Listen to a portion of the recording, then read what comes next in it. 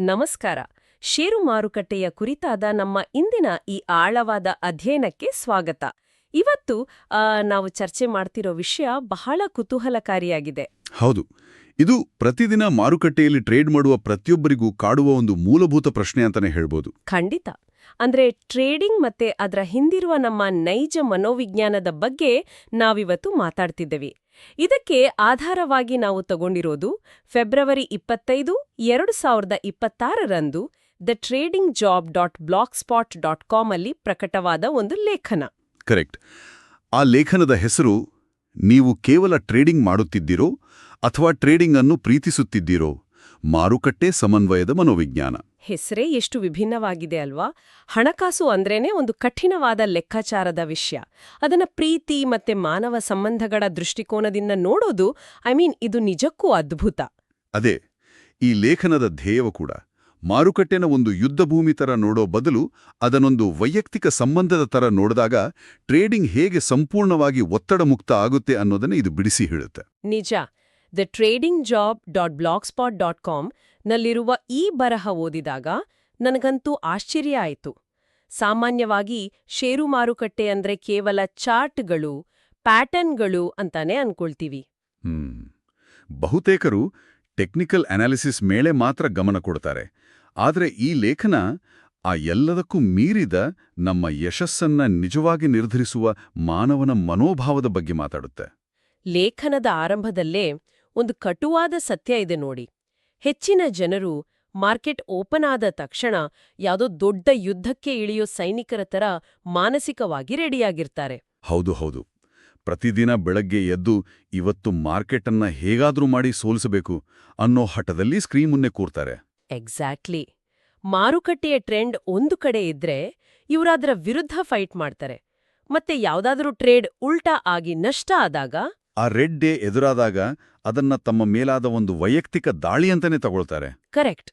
ಕೋಪ, ಹತಾಶೆ ಶುರುವಾಗುತ್ತೆ. ಇದನ್ನೇ ಲೇಖನದಲ್ಲಿ ಕೇವಲ ಟ್ರೇಡಿಂಗ್ ಮಾಡೋದು ಅಂತ ಕರೆದಿರೋದು. ಆ ಪದಗಳ ಬಳಕೆಯ ಗಮನಿಸಿ.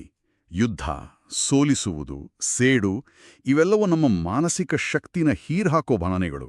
ಖಂಡಿತ. ಇಲ್ಲಿ ಒಂದು ದೊಡ್ಡ ಮಾನಸಿಕ ವ್ಯತ್ಯಾಸ ಇದೆ. ಯಶಸ್ವಿ ಹೂಡಿಕೆದಾರರು ಕೇವಲ ಟ್ರೇಡಿಂಗ್ ಮಾಡಲ್ಲ, ಅವರು ಆ ಇಡೀ ಪ್ರಕ್ರಿಯೆನ ಪ್ರೀತಿಸ್ತಾರೆ. ಏನನ್ನಾದ್ರೂ ಮಾಡೋದಕ್ಕೂ ಮತ್ತೆ ಅದನ್ನ ಪ್ರೀತಿಸೋದಕ್ಕೂ ಅಜಗಜಾಂತರ ವ್ಯತ್ಯಾಸ ಇದೆ ಅಲ್ವಾ? 100ಕ್ಕೆ 100. ಕೇವಲ ಒಂದು ಕೆಲಸವಾಗಿ ಮಾಡಿದಾಗ ಅಲ್ಲಿ ಸದಾ ಒತ್ತಡ ಇರುತ್ತೆ. ಆದ್ರೆ ಪ್ರೀತಿಸಿದಾಗ ಆ ಚಾರ್ಟ್ಗಳ ಚಲನೆನ ಆನಂದಿಸಲು ಶುರು ಮಾಡ್ತೀವಿ. ಆಗ ಟ್ರೇಡಿಂಗ್ ಅನ್ನೋದು ಒಂದು ಸ್ಟೇಟ್ ಆಫ್ ಫ್ಲೋ ಆಗಿ ಬದಲಾಗುತ್ತೆ ಅಂತ ಲೇಖನ ಹೇಳುತ್ತೆ. ಅಂದ್ರೆ ಒಂದು ಸಹಜವಾದ ಹರಿವಿನಲ್ಲಿ ನಾವು ಸಾಗ್ತೀವಿ. ಹೌದು.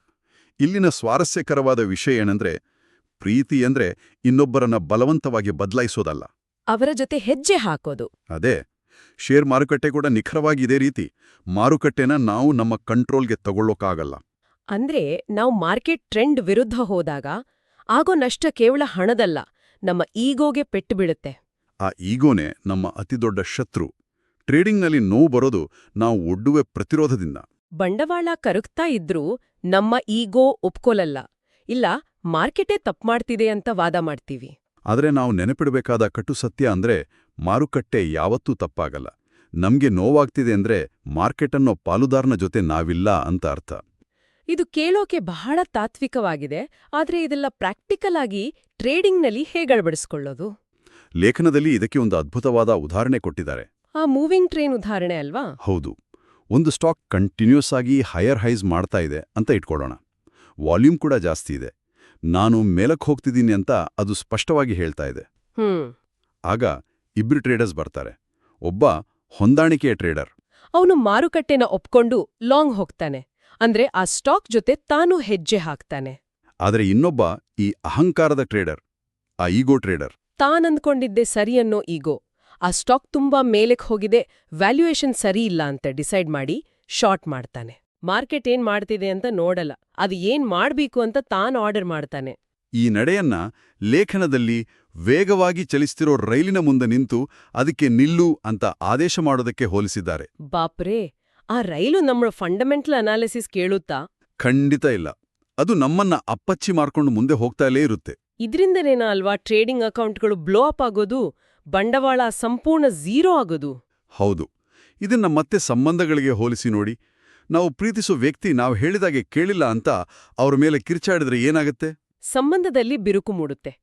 ಮಾರುಕಟ್ಟೆ ಜೊತೆನೂ ಅದೇ ಆಗೋದು. ನಾವು ಸರಿಯಂತ ವಾದಿಸೋದಕ್ಕಿಂತ ಸಂಬಂಧಕ್ಕೆ ಹೆಚ್ಚಿನ ಬೆಲೆ ಕೊಡಬೇಕು. ಮಾರ್ಕೆಟ್ ಮೂಡ್ಗಳಿಗೆ ತಕ್ಕಂತೆ ಅಡ್ಜಸ್ಟ್ ಆಗ್ಬೇಕು. ಹಾಗಾದ್ರೆ ಈ ಮಾರ್ಕೆಟ್ ಮೂಡ್ಗಳ ಬಗ್ಗೆ ಸ್ವಲ್ಪ ಡೀಟೇಲ್ ಆಗಿ ಮಾತಾಡೋಣ. ಖಂಡಿತ. ಮೊದಲನೇದು ಬುಲ್ ಹಂತ. ಮಾರುಕಟ್ಟೆ ಉತ್ಸಾಹದಲ್ಲಿದ್ದಾಗ ನಾವು ಕೂಡ ಆ ಮೊಮೆಂಟಮ್ ಜೊತೆ ಸಾಗಬೇಕು. ನಮ್ಮ ಪ್ರೀತಿ ಪಾತ್ರರು ತುಂಬು ಉತ್ಸಾಹದಿಂದ ಇದ್ದಾಗ ನಾವು ಅವರಿಗೆ ಸಾಥ್ ನೀಡಿದ ಹಾಗೆ. ಎಕ್ಸಾಕ್ಟ್ಲಿ. ವಿನಾಕಾರಣ ಭಯಬೀಳ್ದೆ ಟ್ರೆಂಡ್ ಜೊತೆ ಹೋಗ್ಬೇಕು. ಆದ್ರೆ ಆ ಕೆಟ್ಟ ದಿನಗಳು ಬಂದಾಗ, ಅಂದ್ರೆ ಬೇರ್ ಮಾರ್ಕೆಟ್ ಶುರುವಾದಾಗ, ಇದು ಬಹಳ ಸೂಕ್ಷ್ಮ. ದಿಢೀರ್ ಕುಸಿತ ಕಂಡಾಗ ಟ್ರೇಡರ್ಗಳು ಮಾಡೋ ತಪ್ಪು ಅಂದ್ರೆ ಆವ್ರೇಜ್ ಮಾಡೋದು. ಬೀಳ್ತಿರೋ ಸ್ಟಾಕ್ ಅನ್ನ ಮತ್ತೆ ಮತ್ತೆ ಖರೀದಿಸೋದು. ಹೌದು. ಕ್ಯಾಚಿಂಗ್ ಅ ಫಾಲಿಂಗ್ ನೈಫ್ ಅಂತಾರಲ್ಲ ಹಾಗೆ. ಇದನ್ನ ರಿಲೇಶನ್ಶಿಪ್ಗೆ ಹೇಗೆ ಕನೆಕ್ಟ್ ಮಾಡ್ಬೋದು? ನಮ್ಮ ಪ್ರೀತಿಪಾತ್ರರಿಗೆ ಕೆಟ್ಟ ದಿನ ಇದ್ದಾಗ, ಸಿಟ್ಟು ಬಂದಾಗ ನಾವೇನ್ ಮಾಡ್ತೀವಿ? ಅವ್ರಿಗೆ ಸ್ವಲ್ಪ ಸ್ಪೇಸ್ ಕೊಡ್ತೀವಿ. ಹೌದು. ಅವರು ನಾರ್ಮಲ್ ಆಗೋಕೆ ಟೈಮ್ ಕೊಡ್ತೀವಿ. ಮಾರ್ಕೆಟ್ ವಿಷಯದಲ್ಲೂ ಅಷ್ಟೇ. ಕರೆಕ್ಷನ್ ಆಗ್ತಿರುವಾಗ ಸುಮ್ಮನೆ ಹಿಂದೆ ಸರಿದು ಬಂಡವಾಳ ರಕ್ಷಿಸಿಕೊಳ್ಬೇಕು, ಪದೇ ಪದೇ ಟ್ರೇಡ್ ಮಾಡಬಾರದು. ಇದು ಪ್ರತಿಯೊಬ್ರೂ ನೆನ್ಪಿಡ್ಬೇಕಾದ ಪಾಯಿಂಟ್. ಇನ್ನೂ ಸ್ಪಷ್ಟವಾದ ಡೌನ್ವರ್ಡ್ ಟ್ರೆಂಡ್ ಇದ್ದಾಗ ಆಗ ಹಠಮಾರಿಗಳಾಗ್ಬಾರ್ದು. ವಾಸ್ತವ ಒಪ್ಪುಕೊಂಡು ಸ್ಟ್ರಾಟಜಿ ಬದಲಾಯಿಸ್ಬೇಕು. ಮಾರ್ಕೆಟ್ ಕೆಳಗೆ ಹೋಗ್ತಿದೆ ಅಂತ ಒಪ್ಕೊಳ್ಳೋ ವಿನಮ್ರತೆ ಬೇಕು ನಮಗೆ. ಹೌದು. ಈ ಎಲ್ಲದರ ಮೂಲ ಮಂತ್ರ ಅಂದ್ರೆ ಭವಿಷ್ಯನ ಊಹಿಸೋ ಅಥವಾ ಬಲವಂತಪಡಿಸೋ ಪ್ರಯತ್ನನ ನಿಲ್ಲಿಸೋದು. ಬಲವಂತ ಮಾಡೋದನ್ನ ನಿಲ್ಲಿಸಿದ್ರೆ ಆತಂಕ ಇರಲ್ಲ ಅಂತ TheTradingJobs.blogspot.comನ ಲೇಖನ ಬಹಳ ಅದ್ಭುತವಾಗಿ ಹೇಳಿದೆ. ಮಾರ್ಕೆಟ್ ಎಲ್ಲಿಗೆ ಹೋಗುತ್ತೋ ಅಲ್ಲಿಗೆ ನಾವು ನಡೀಬೇಕು. ಅದೇ ನೈಜ ಸ್ವಾತಂತ್ರ್ಯ. ಇದೊಂದು ಜೀವನ ಶೈಲಿ ಅಂತಾನೆ ಹೇಳ್ಬೋದು. ದೈನಂದಿನ ಜೀವನದ ಒತ್ತಡಗಳಿಗೂ ಟ್ರೇಡಿಂಗ್ ಒತ್ತಡಗಳಿಗೂ ಬಹಳ ಸಾಮ್ಯತೆ ಇದೆ. ಅಹಂಕಾರನ ಬದುಗಿಟ್ಟು ಮಾರ್ಕೆಟ್ನ ಆಲಿಸೋದ್ರಲ್ಲಿ ಯಶಸ್ಸು ಅಡಗಿದೆ. ಟ್ರೇಡಿಂಗ್ ಅನ್ನ ಪ್ರೀತಿಸೋದಂದ್ರೆ ಆ ಅನಿಶ್ಚಿತತೆನ ಪ್ರೀತಿಸೋದು. ಖಂಡಿತ. ಈ ಸುದೀರ್ಘ ಅಧ್ಯಯನದ ಕೊನೆಯ ಘಟ್ಟಕ್ಕೆ ಬಂದಿದ್ದೀವಿ ನಾವು. ಇದರ ಸಾರಾಂಶ ಏನಂದ್ರೆ ಇಗೋನ ಸಂಪೂರ್ಣವಾಗಿ ಬಿಟ್ಬಿಡ್ಬೇಕು. ಹೌದು.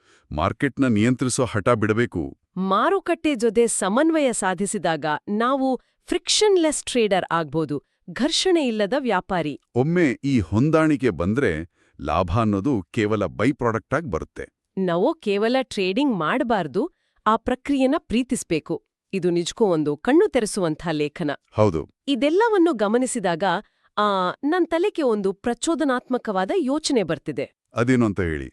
ಈಗ ಈ AI ಮತ್ತೆ ಆಲ್ಗೋ ಟ್ರೇಡಿಂಗ್ ಯುಗ ಅಲ್ವಾ?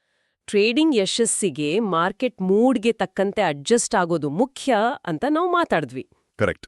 ಭವಿಷ್ಯದಲ್ಲಿ ಬರೀ ಹಿಂದಿನ ಡೇಟಾ ಮೇಲೆ ಡಿಪೆಂಡ್ ಆಗಿರೋ ಆಟೋಮೇಟೆಡ್ ಟ್ರೇಡಿಂಗ್ ಬಾಟ್ಗಳ ಕಥೆ ಏನು? ಅವುಗಳಿಗೆ ಈ ಇಮೋಷನಲ್ ಫ್ಲೆಕ್ಸಿಬಿಲಿಟಿ ಇರಲ್ಲ ಅಲ್ವಾ? ನಿಜ. ಆ ಬಾಟ್ಗಳಿಗೆ ಯಾವುದೇ ಭಾವನೆಗಳಿಲ್ಲ. ಅವು ಬರೀ ಗಣಿತದ ಸೂತ್ರಗಳ ಆಧಾರದ ಮೇಲೆ ಕೆಲಸ ಮಾಡ್ತವೆ.